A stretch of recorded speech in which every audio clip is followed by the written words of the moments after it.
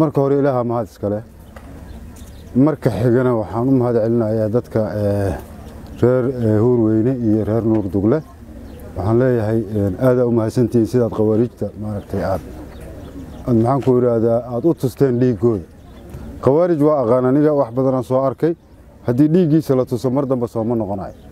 59 meydka oo hadda meesha yaalo waxa ka badan kuwa ay qaateen ay la sii ordeen marka waxaan leeyahay aad u mahadsantiin marka xigo nima uun magaciisa afka lagu dhifanayo laakiin aniga mar raba kaas mar horaan wax badan soo sheegi jiray waana isdhaqaanaani asaga alxamdulillah daawudna waa ila jiriya maalin badan oo maxaan ku yiraahdaa fadaladiisa ay biyo galeen meeshii uu ku orday waa jirtay waana soo yahay insha Allah waxaan leeyahay waa ku soo soconaa haduu ilaahay yiraahdo dadka Soomaaliyeed anagoo maxaan ku yiraahdaa ka jawaabayna baaqi madaxweynaha qaranka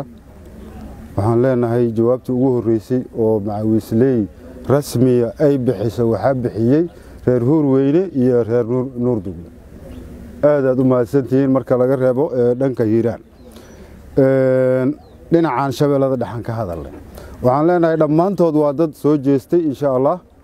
dhinac walba ay naqataba waxaynu u soo jeesteen inay qawaariijta iska dhiciyaan deegaan walba dadka laga abaabulayna waa ku mahadsan yihiin xildhibaanada sharafta leh senatarada maxaan ku yiraahdaa hormoodka ka ah dagaalka maxaan ku yiraahdaa hor ordaayo oo qoryahooda dhinaca ka wata aad u mahadsan yihiin annaga walba askaraanahay dagaalku waa isaga jirnay laakiin hadda xildhibaanadii iyo senataradii aan ugu soo biiray oo hor kacayo aad aan ugu mahad celinayaa shacabkeenana waxaan leenahay guushi waa dhameystirkeedii dhimanay hal dhameystiray insha Allah marka war badan iyo waxma naga hadlayn waa inoo maxaan ku yiraahdaa ninka odayga iyo ama hala soo magacaabo ama yaa la magacaabin anigu hadda wax loo magacaabo ma aqaane iyo cid soo magacawday waa nin uu la iska soo diro aabiis inkare